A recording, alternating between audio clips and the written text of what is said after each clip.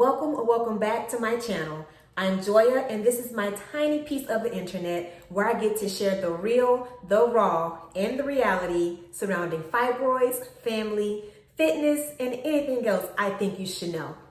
So today we're gonna do something a little different. I'm just gonna share a little story time with you guys, something that happened to me, with me, and I thought for me, but I just hope that it can encourage someone or inspire someone who is in the situation that I was in, or who may be pregnant in the future, and they just have these questions on if these things are valid. So as you can see from the title, I had a breech baby.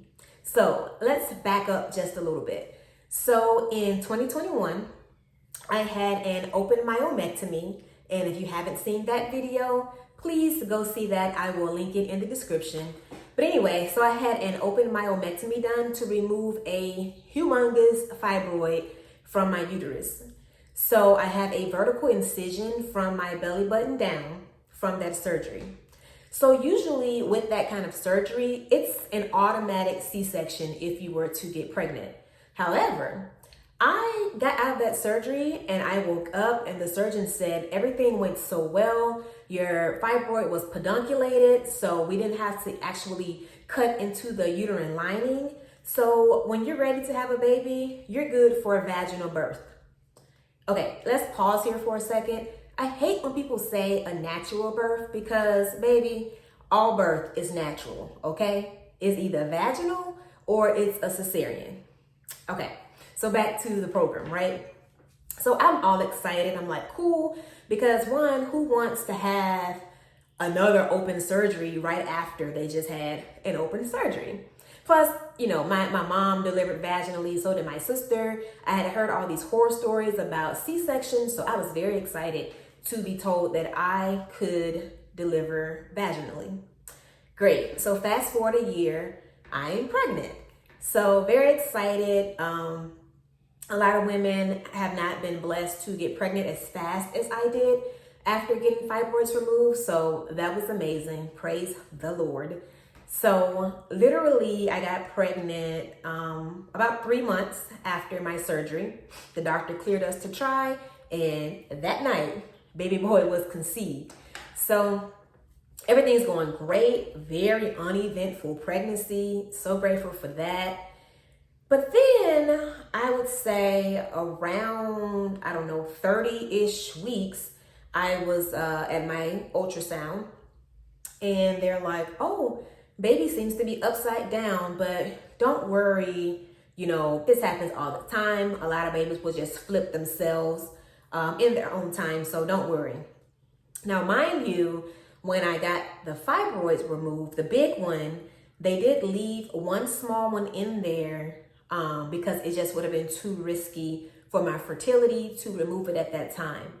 Now, during ultrasounds from pregnancy, I found that fibroids had already grown back. Yes, that soon after surgery, but they weren't in the way. They weren't bothering baby, so it was no cause for concern. And they were very small. So I get to about week 30, week 31, baby's upside down. She said, don't worry, just continue on. He'll flip, right? So then we get to about week 32, he's still upside down. So due to me having just had a myomectomy, my doctor wanted to be precautious.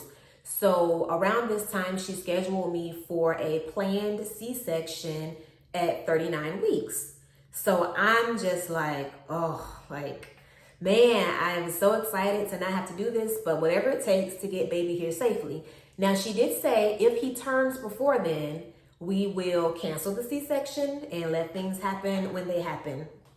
So, y'all, I'm praying. I'm looking up, what can I eat? What can I do to make this kid flip on his own? So I go all over Google, YouTube. I'm just looking, I'm reading all the articles, all the research to see what can I do safely. Because at the end of the day, it's about getting my baby boy here safely and me living through delivering him. So, all right, I'm about 32, 33 weeks I know I have until right before my 39-week appointment to try to make something shake. So I find, I don't even remember her name, and I probably wouldn't even call it out here if I did, but there was a lady on YouTube with hundreds of thousands, maybe even millions of followers, subscribers, saying that, oh, these things are almost gonna automatically flip your baby. And she does all this talk and research about why it works and how it works, looked at the exercises, and they didn't seem to be anything harmful, anything dangerous. I mentioned them to my doctor. She said, you know, I don't know if this is gonna work, but just be careful. If you feel faint, stop. If you vomit, anything happens that feels out of the ordinary, stop immediately and call me. All right, so I'm like, okay, these seem pretty easy. So I started doing this thing where you sit on, the big round ball, like a yoga ball, and you just go in circles, just moving your pelvic in circles. And this actually felt really good on my lower back. So this is something that I thought helped with other things that were going on. And I was like, all right, this is easy enough. I can do this. So you do it for a certain amount of time, and then you go the other way. All right. So that was one of the easier things. And then another thing was hip thrust and hip thrust holds, right? Where you lay on the floor, you have your feet flat, knees bent, and you literally thrust your hips using your glutes. Now, I'm huge into fitness, so this was something that I was doing anyway because I did work out through my pregnancy. So hip thrusts weren't anything new. I knew they weren't dangerous, so I did that, no problem.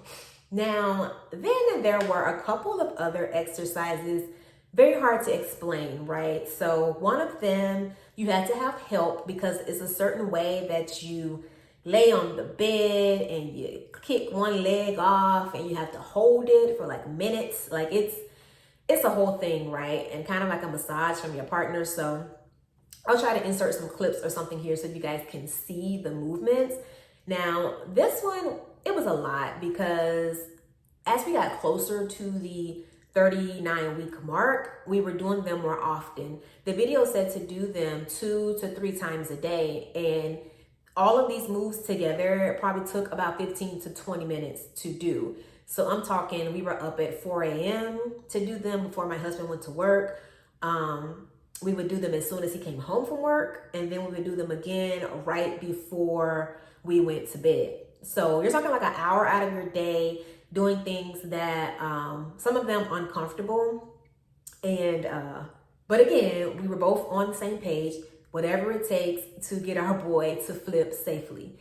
Now, this next exercise is the one I'm kind of gonna zone in on, and it's like this inverted thing. I'll get the right name and put it on here, but it's the one I'm doing in my thumbnail where you lay down and you pick your feet up as high as you can. I did this in a couple of ways, whatever was most comfortable. I did it on an incline bench, and I also did it on my bed where I put my feet on my bed. I had the yoga ball under my back and my top was on the floor. And if I can't find footage, I will do something to try to show you guys how this looks and how this works. But you lay there for, I think it was 8 to 12 minutes, maybe right at 10 minutes. And the idea is your body's like this. So hopefully baby has room to turn. So didn't hurt, didn't feel bad, didn't feel faint, any of that, right? So I'm all excited. I've been doing these exercises 3 times a day. I've been stressing my husband out to come help me and make sure that they're done correctly and safely. So here we are coming up on the 37-week appointment. So I'm amped because everybody in the YouTube videos that were doing these exercises were like, oh my God, I could actually feel my baby flip around. Or, man, I went to the doctor 1 week after these exercises and it worked. It worked. Baby flipped. He's no longer breech. So I'm amped. I'm like, I've been doing these exercises for a couple of weeks. Feel good. Doctor, tell me what's up. All right. So here we are, 37-week ultrasound. Usually the tech is very, very friendly. She's asking all the questions. Oh my God, are you guys so excited? Look at him hiding his little face. Oh, look at his little toes. I mean, very friendly, just very, very excited with us and for us. So this particular appointment, she was just very straight faced, okay? She did not say much. All she said was, okay, you can get dressed. Your doctor will talk to you. I immediately felt something was wrong. I had a few tears coming down my eyes. My husband is like, what's wrong? Why are you crying? And I'm like, something's up, something's wrong. He's trying to keep me calm and say, hey, you don't know that. Don't speak that. Let's just wait till we talk to the doctor. All right, cool. We get to the room. My doctor comes in and she says, I have some not so great news. Y'all, immediately I broke down. I mean, it was like nothing else was happening around me, and all I could think was, I'm about to lose this baby. Y'all, I was filled with so much anxiety in that moment. I looked up. I could feel like my husband was trying to fight tears. He was trying to be strong for me. And that just made me cry even more, because if he ever gets emotional, it just, I'm gone. It tears me up. So I calm down, I listen to the doctor, and she says, your amniotic fluid is getting very low, and it looks as if the cord is wrapped around baby's neck twice. She said, I know we had a planned C-section for 2 weeks from now, but we're taking him out tomorrow morning. Tomorrow? Like day after today? Tomorrow? She said, yes. The facility I was at is in the parking lot of the hospital. So she said, just walk her over to the delivery center. They'll have a room ready for you when you get there, where it's go time, baby, right? So I'm just still overwhelmed. I am anxious. I'm nervous. Of course, our bags were not in the car. So they were about 90% packed at this point. So kudos to us. But my husband would have to take me to the room, get me settled, and then he would have to leave to go get our things. So we're making calls. We're calling our parents. We're calling our siblings, texting my best friends, just saying, hey, y'all, surprise, baby's coming tomorrow.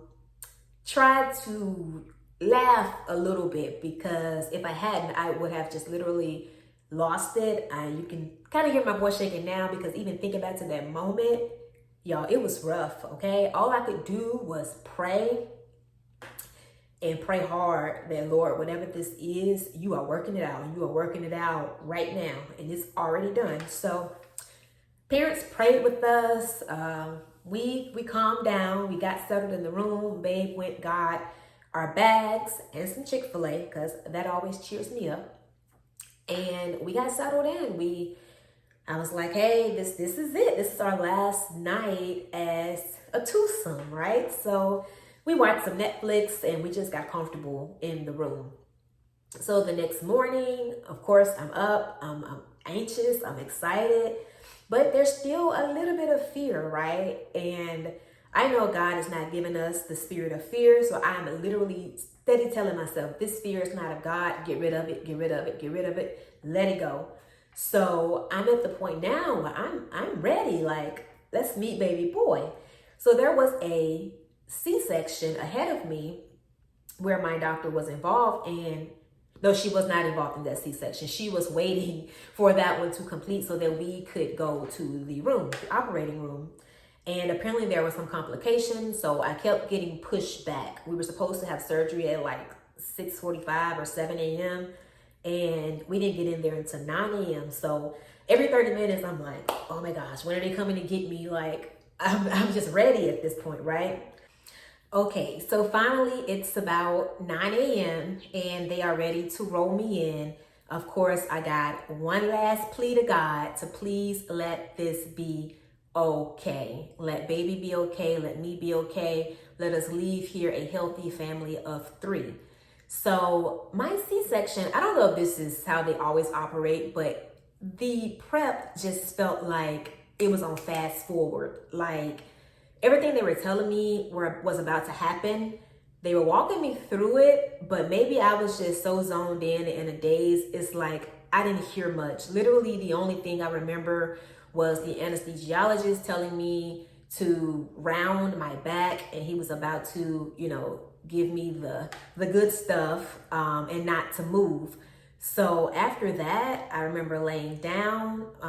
My hubby is up here by me holding my hand, and they're talking, right? They're doing their thing and they're talking to each other, telling each other what's happening, what to do. My OB is keeping me informed, like, hey, this is what we're doing, this is what we're doing. And anesthesiologist is beside me on this side, just asking me constantly, are you okay? Do you feel okay? And next thing I know, I hear the doctor say, oh, here he is, let's get him. So it went silent, y'all. I mentally was losing it, but I was also praying, God, let this baby be okay. So all of a sudden, I heard the doctor say, man, that looks like spaghetti. What the what, lady? Are you hungry? Like, what is happening down there, right? So my hubby looks down there and he's like, whoa. And I'm just up here like, hey, somebody tell me something. What is happening, right? So y'all, the cord was around my baby's neck, not 2, not 3, but 4 times. Y'all, once they got him unwrapped and raveled, baby, he was screaming like a little banshee, y'all. And that was the best scream I've had in my entire life. That sound just let me know that everything was okay. So, in hindsight, now, mind you, I am not a medical professional. This is merely my experience and my opinion on that experience. I think doing those inverted moves, at least maybe it was how often I did them, or I don't know. But I honestly think that doing those inverted moves made that cord be like it was.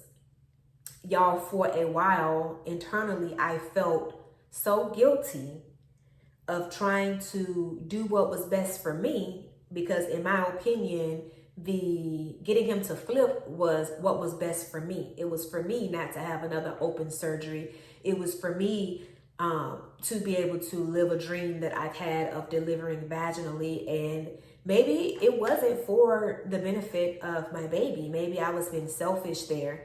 And I felt so guilty for months that I put my baby in that kind of dangerous situation. Now, again, I don't know if that led to that. I don't know if it had anything to do with it, but I tell you one thing, I'll never do it again. If we choose to have another baby, if that baby is upside down, he or she gonna have to flip themselves, or mama just gonna have to get another C-section, because I don't know if it had any kind of influence there.